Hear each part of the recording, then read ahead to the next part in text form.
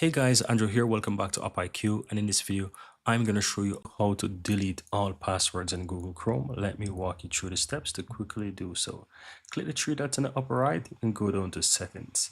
Now, on the left hand side, click on autofill and passwords. And you want to click in the Google Password Manager right here. You may need to enter your password in case you're accessing this for the first time. Now here you'll be able to see the current passwords and you can click on any password and then hit delete. But what if you have a ton of passwords there and you simply want to delete everything? To do that, click on settings on the left hand side and here you want to scroll down under this section and you will find at the bottom here or towards the bottom, delete all Google Password Manager data.